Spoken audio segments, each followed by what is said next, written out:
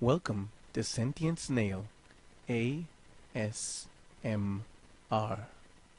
Like, share, subscribe, but most importantly, enjoy. Welcome to part 4 of The Broken Circle. Either circle back and watch the beginning, or get ready and enjoy the show. This is an erotic story, 18 and above. If you are under 18, I recommend you look at one of my other videos. Thank you for complying, and enjoy the story. The house was quiet. Slave loved that. The feeling of solace that the silence brought with it. Slave loved these small hours of the night, when its world was perfect, and everything was in its place. Master had already fed for the night, and was in a very good mood. Slave was grateful to be used 3 times tonight. Master was a voracious lover, and Slave could not get enough of its master's touch. Even thinking about it now brought on a sensation of pleasure and immense satisfaction. Slave was only too happy to serve such a man. These hours of the night gave Slave a chance to catch up with its duties, and while folding the laundry, washing the floor, or tidying up, its mind tended to wander a bit. During the day, it was of course not an option. Master was fierce and highly intelligent. He demanded perfect attention from his slave 100% of the time. Slave had to be there at any moment to guess its master's whims even before it had them. Slave learned over the years how to read its master. Every movement and tone told Slave exactly what to expect. Master would turn to make a command, only to find that what he needed was already being served to him. Slave was proud of its own intuition, and Master seemed happy as well. Once, 2 years ago, he had called it my best slave ever. Slave's heart skipped a beat then, and though it never happened again since, Slave held on to that memory as one would to a precious jewel. It was special, a special reward for a job well done. Having finished with wiping the furniture, Slave moved on to the main area of the house, where the silverware needed polishing. Shiny silverware being a sign of a good host, and Master always left his guests with the best of impressions. Slave was thankful for these extra hours of nightly labor, since Slave's tasks were much increased ever since they buried the old slave in the backyard about 5 years ago. Andrews. His name was Andrews, Slave reminded himself. Master gave him back his name on his dying bed, as a token of his years of loyal service. The thought of receiving such an honor from its master on its dying bed distracted Slave for a second. With a smile, it went to work on a great many pieces of silver in the guest dining room, and of course on top of the mantel, its hands quick and quiet while shining each piece to perfection. Sometimes, in the quiet of the night, other thoughts arose. Most of Slave's existence and thoughts were always centered around its master, as of course it should be. But from time to time, over the years, memories surfaced from its past. Memories of its home, its wife and child, of its father. Slave knew these things existed before, but they came to it with no emotions attached. It thought of them much as you would think of your tax forms from 3 years ago. You knew the facts, of course, but no emotional value was placed on them at all. These thoughts, however, quickly faded as they came. They were Slave's unwanted and tenuous connection to a past devoid of its master's blissful presence. As its hands masterfully scrubbed every remnant and every spark from the beautiful silverware, its mind wandered back to its task list. Smiling constantly in the quiet darkness of the old mansion, it reviewed its own performance. Dusting, check. Change master's satin sheets, check. Feed the blood bag, check. Clean the cellar floor from its excretions, check. Pick up the mail, check. Scrubbing off the silverware, almost check. All it had left now was to throw out the trash, and it could go to bed for a few hours until its master needed its services once again. It grabbed the heavy kitchen trash bag and slowly made its way to the back door. The latch on the door was off. Funny, it thought. I don't remember being so careless. As it reached for the doorknob, its head was suddenly pulled backwards, violently. Struggling to regain control, it put its hands forward, dumping the heavy garbage bag on the floor. Garbage spilled out noisily on the sparkling kitchen floor as Slave struggled against its unknown assailant. It had been 11 long years since it had to defend itself and use violence, but the old reflexes were still there, and it was in great shape as Master demanded of it. Quickly, it reversed its center of gravity, pulling the unknown assailant forward above its head and throwing him to the floor. It was a man in full tactical gear, black and darkened against the shady background of the unlit kitchen. It noticed the soldier's gun sparkling in the darkness and reached out for it, but before it could grab the gun, 4 more hands grabbed it from behind, as the highly trained soldier in the front quickly regained its bearings and reclaimed the weapon. Slave was in a precarious situation now, held from behind by 2 powerful opponents, with a third closing in from the front. It used its brutal force to slam the 2 opponents backwards, rushing back against the wall. It could hear their chests deflating as the sudden jolt drained their lungs from air. With not a second to lose, it turned its attention to the front soldier. The soldier, now pointing its weapon against it, motioned it to its knees. Slave complied, seeming to kneel. With a rapid roll on the ground, though, it turned the kneeling motion into a very slow, sweeping roundhouse kick. The soldier fell with a loud, satisfying thud. With not a moment to lose, it turned its attention back to the 2 dazed soldiers behind it. Before they even had a chance to recuperate and gain their senses, it quickly punched them both in the throat. The blow, powerful and well aimed, brought the soldiers down to an immediate unconscious, and soon to a complete state of death. Slave looked at its handiwork with a satisfied smile, then rapidly turned on its heels and ran. Master had to be notified of this egregious home invasion. It left the soldiers on the garbage-laden floor and quickly made its way to the stairs leading up to Master's bedroom. It never made it that far. As it turned the corner into the main living area, it suddenly felt a sharp pain. Looking down, its face contorting with almost childlike amazement, as 2 bleeding holes appeared on its shirt. The bullets, surprisingly quiet, broke through its rib cage and punctured the lung. Slowly, Slave's large body slipped to the ground, its efforts still focused on crawling to its master, trying to deliver the final warning that Master will now never receive. Team Leader 2, after neutralizing the threat, signaled his men with hand gestures.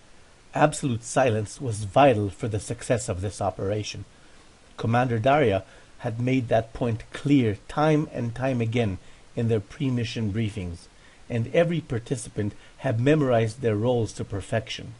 No verbal communications would be needed. As the unit's medic dragged the bleeding, blacked-out servant towards one of the waiting ambulances, Units 1 and 3 moved silently up the stairs.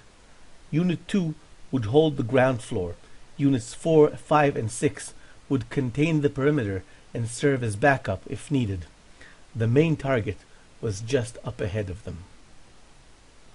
In the master bedroom, ensconced within the sheets of a great Victorian four-poster bed, Kristian began to awake. As after every rest period, he was feeling a little disoriented for a second or two.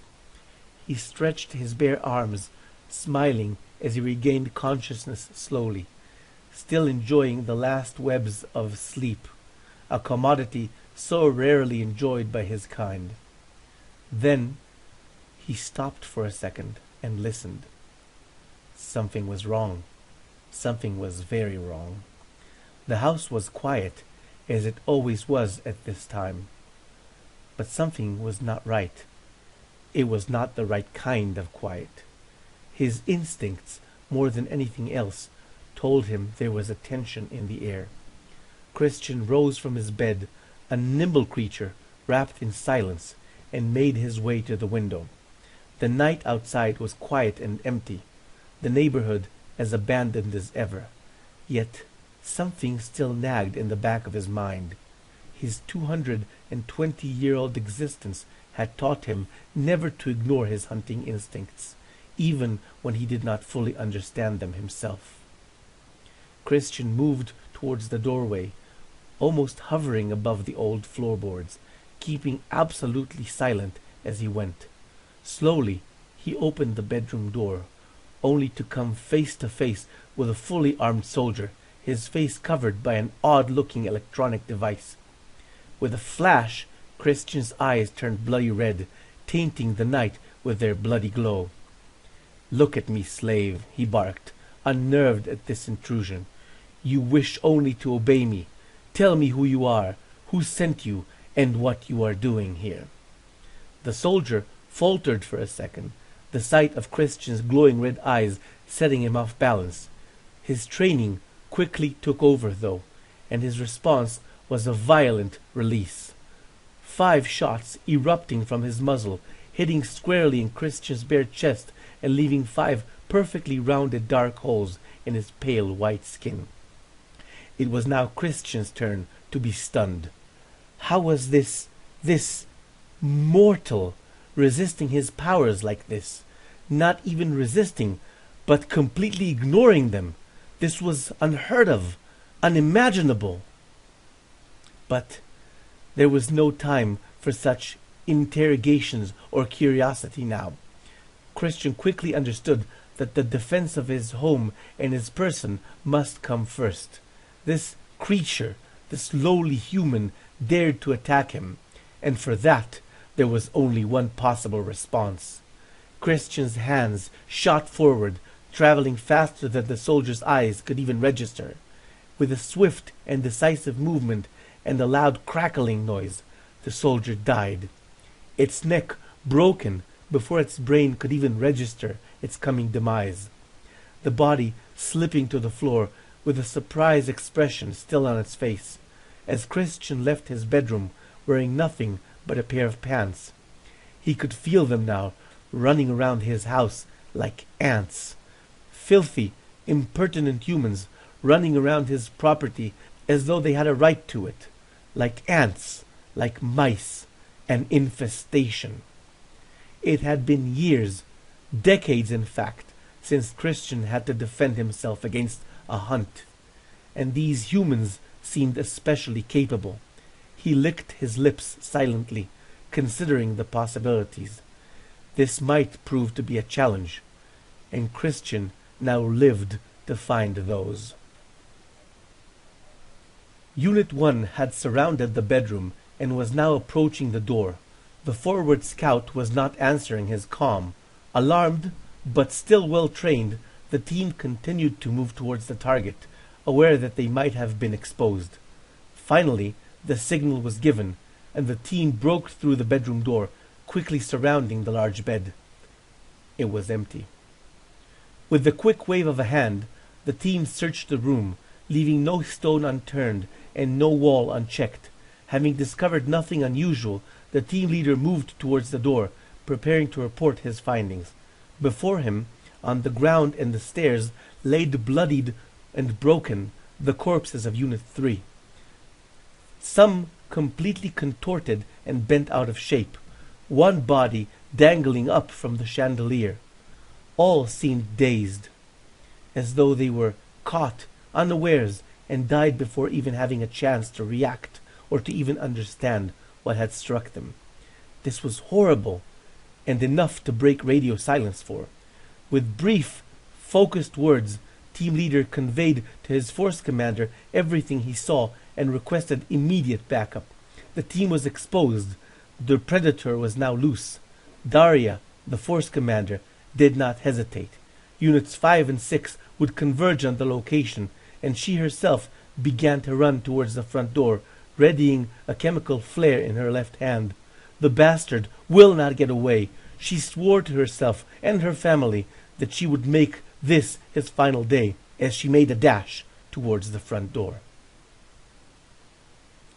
Having been assured that reinforcement is coming, Unit Leader turned towards his men, giving the sign to exit the room and start to search the rest of the 3rd floor. He had to blink, and blink again, his brain still not fully registering what his eyes were trying to convey. In the center of the room, behind him, stood a beautiful young man, his short, wavy black hair reaching down to his shoulders, his body sculpted to perfection, as every curve subtly flowed into the next. Greek sculptors could not have done a better job capturing the essence of this man. And even the loose-fitting blue jeans he had on seemed to ironically accentuate his beauty, as if to say, this would be too much beauty to behold if you completely uncovered it. His entire torso and beautiful chiseled abs and forearms now completely drenched in blood, a truly macabre vision of beauty, as the corpses of Unit 1 laid behind him in broken agony. It took him seconds, Team Leader thought. Did he kill all of my squad while my back was turned? The vampire strode confidently towards the team leader. Kristian knew he did not have the time right now to figure out the reason for the failure of his power. And this will have to be quick, which meant crude. Normally, Kristian hated crude, but now was not a time to be picky. Leaning down towards the leader's ear, he began to whisper. With a voice softer than honey, he used every word of power, every sweet promise and trick in the book, slowly breathing in to the stricken man's ear, arousing his senses as he ensnared his mind. The man began to wobble feebly. "Who are you?" demanded Kristian, "and why are you in my home?" Dazed and stunned, the soldier fumbled his speech, revealing that this was in fact a manhunt, a search for a dangerous and elusive criminal. Retrieving a few more details, Kristian ended the man's life mercifully, stopping his heart with his sheer will. Things were clearer now, the enemy more defined. There were 6 units around the house. 2 he had already taken down. 1 more was downstairs.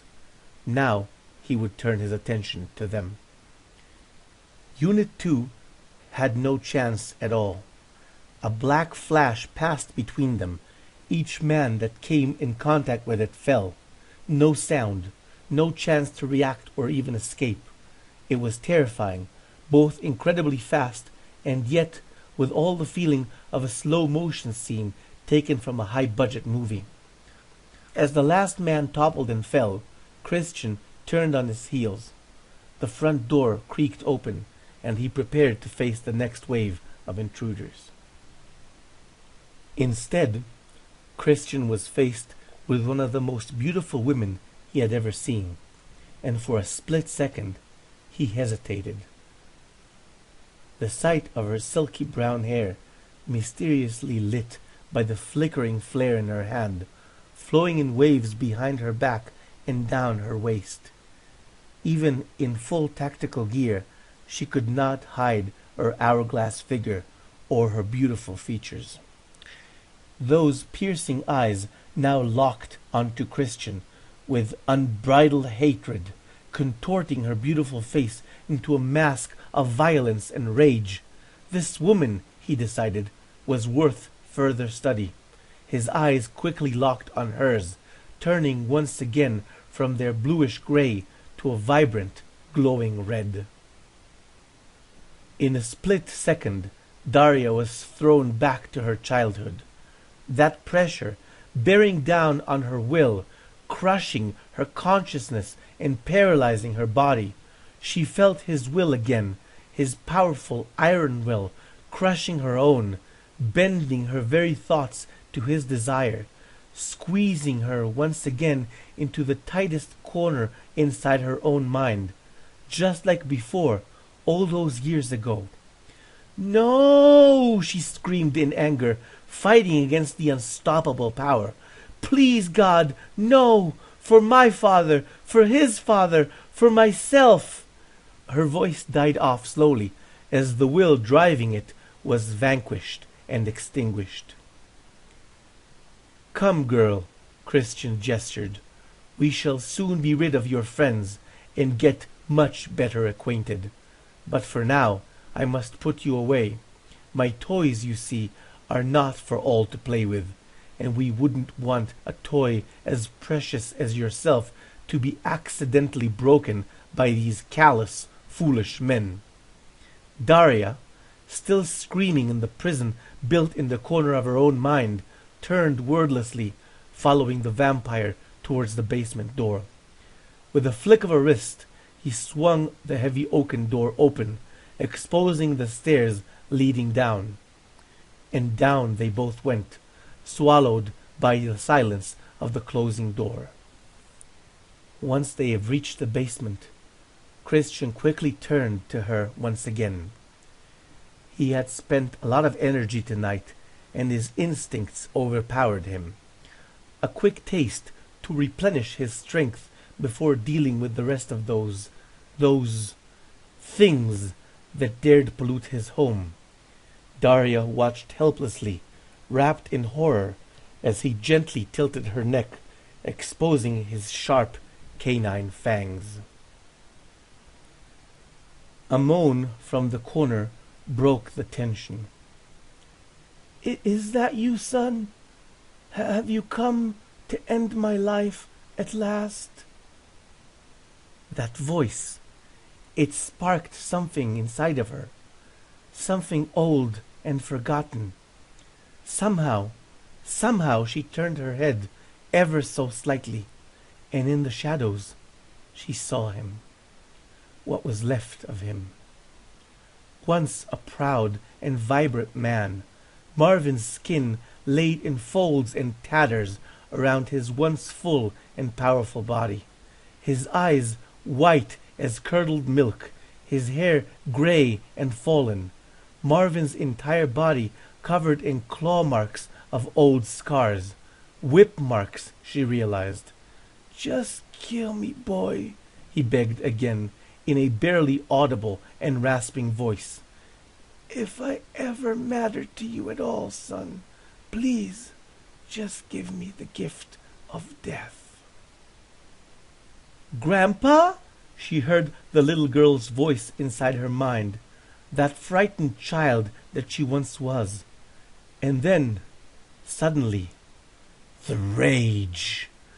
The overpowering, unstoppable rage as she realized who this was and what had happened to him for all those long years. Her personal trauma bubbling back onto the surface of her being, refreshed and vibrant. With a scream of pure hatred, she lunged at Kristian, blindly striking him out, breaking free as she did. The vampire's quick reflexes were unmatched, though. Despite being surprised at his momentary loss of control, Kristian's left arm grabbed and hoisted Daria up by her neck, striking faster than a recoiling snake. His right arm, out of pure instinct, burying his sharp claws deep inside her abdomen, inflicting mortal wounds. What a terrible waste, he thought. I could have done so much with her. He turned to drop Daria to the ground, wishing to speak once more, to mock his fallen attacker, only to realize the sharp pain running through his own mind as his voice betrayed him. With a look of utter astonishment, he suddenly noticed the metal tube protruding between his eyebrows. A powerful, gas-propelled syringe, having delivered its content of silver particles, concentrated garlic, and holy water straight through the vampire's thick skull, now hanging loosely from its forehead like a parody of a majestic unicorn's horn. Truly incapable of grasping what had just happened to him, Kristian slowly fell to his knees, mumbling in disbelief. But, I'm immortal. I'm a god among gods. His eyes quickly darkened as a smell of burnt, foul flesh filled the basement air. He looked once again at the dying woman who was his downfall, only to see a smile of victory spread across her dying face. "For you, Daddy," he heard her say, before his world turned black, and for the first time since his death 220 years ago, Kristian blacked out. Daria held on just a little longer. The look on the dying vampire's face filled a hole deep inside of her soul, a hole she'd been working on filling for her entire adult life, ever since he took everything from her. She painfully rolled on her back and left this world with a smile, her hand unclenching as she departed, sending the flare rolling down the wooden floor. A fire quickly set ablaze, engulfing the aging structure, ravenously swallowing hundreds of years of history with an undying hunger for more. Units 5 and 6, now fully retreated from the burning building, made their way out while still devoted to their mission, scanning whatever parts of the building they could. It was Unit 6's leader that broke through the basement door, he and his men, carrying the bodies and broken Marvin out of the inferno and into the awaiting ambulances. Kristian's violated corpse, mangled and charred, was quickly pronounced dead, bagged, tagged, and sent on a trip to the morgue. Marvin's quivering form was hastened to the local hospital, to be fed intravenously there. It would take years of treatment for him to regain even a semblance of his former self. And then there was Daria, her body wounded, her soul as pierced as her flesh. It was the medic's utter determination, his amazing skill and commitment that brought her back from beyond, the paddles striking again and again at her reluctant heart as he sewed and sutured her organs back to their proper places. Still critically wounded, the ambulance quickly rushed her from the scene, bound to the nearby county hospital. Kristian's eyes fluttered and opened. His mind was a mess, his body a chorus of pain and agony. His soul was raging. He broke through the body bag and quickly devoured the single medic riding along with him in the ambulance. It was dirty. It made a mess, but he needed to feed, to regain some of his strength. As he powered through the ambulance back doors and leaped into the air, only one thought ran through his burning, agonizing mind. She did this to me. She has to die. Kristian's unnatural speed made his ambulance chase a simple and trivial matter. A flash of his red eyes was all it took to get the driver's attention as he ordered him to make an emergency brake. The driver, too, became his next meal, to further increase the strength of the wounded, ravenous vampire. "You thought you were safe. Come out and play with Kristian," he snarled as he entered the back of the vehicle, only to stop again, stunned for the third time this day. It was empty. The body, the woman, was gone, left without a trace, with no signals, no signs of entry or exit, no scent left behind except the tantalizing aroma of her blood still staining the medical bed. Lost, confused, and wearing only what remains of his pants, Kristian made his way back to his mansion, his home upon the hill.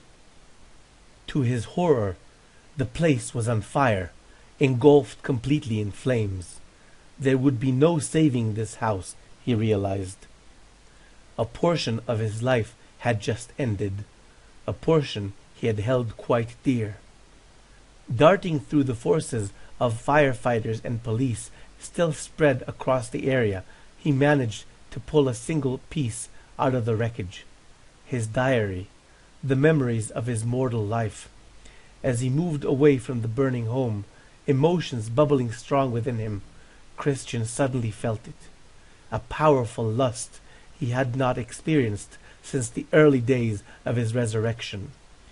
Blood rage. Pure and simple. Uncontrollable, unquenchable blood rage, all directed at her. It was her that took everything from him. It was her that brought him this ruin. And it would be him that will not rest until he hunted her down, until he made sure she paid in full for his suffering and pain. He would track her down relentlessly, like a starving wolf upon his prey, like a young vampire, unburdened with logic or common sense, driven purely by the bloodlust. Except this would not be a mere young vampire. Kristian knew deep within his blood-crazed mind that he would be much more dangerous, bringing to this chase the power of a fully experienced old vampire, combined with the lust and blood rage of the young. If he were her, he would shiver. Instead, he found himself grinning, a terrible, terrifying scowl, as a snarling gesture for the horrors to come. And in a flash, he faded into the night. The hunt has now begun, and Daria's days were numbered. Daria slowly awoke, her eyes adjusting to the darkness of the room. Behind her, the bleeping and whirring sounds of medical machinery doing what they did to keep her alive. This was no hospital, though, she thought as she looked around. The room was small, cozy. The lights dimmed to almost complete darkness, allowing her to peer into the dim room. The entry, a simple and elegant wooden door, strengthened her suspicions. This was not a hospital. She was about to ask for help when a voice spoke to her from the darkness.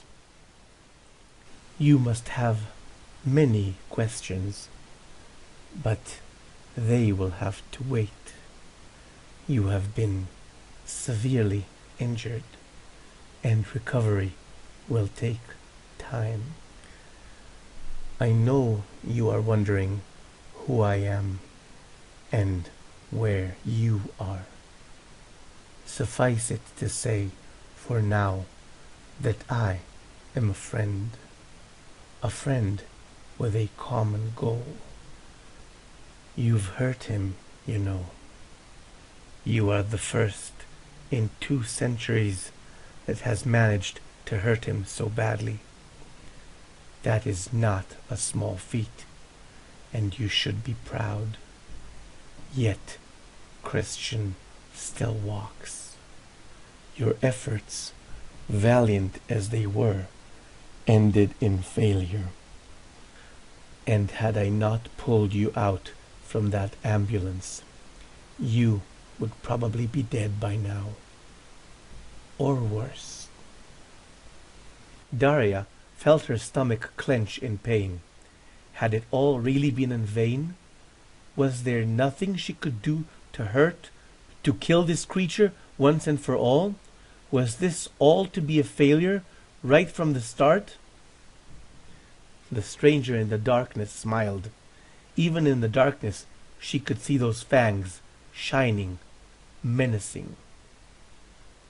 Not a failure yet, brave one. Not if you do not wish it to be. Alone, you did more than any human could ever be expected to achieve. Together, if you would join me, I can give you a chance to do what your heart has been aching for, to end Kristian and his reign of terror once and for all.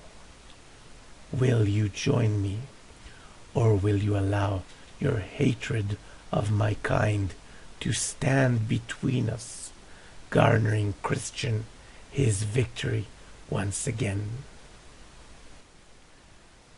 The words ran deep in Daria's mind. His face, the face of her grandfather, tortured and starved, appeared before her. The child inside of her screaming in agony once again. She turned as best she could, facing the smiling darkness. "I'm in," she said. And with those two simple words, the hunt has begun. I hope you enjoyed part 4 of the story. We've got parts 5 and 6 coming up in the coming weeks. I hope to see you guys again soon. And remember, a like or a subscription are much appreciated. See you in the next one.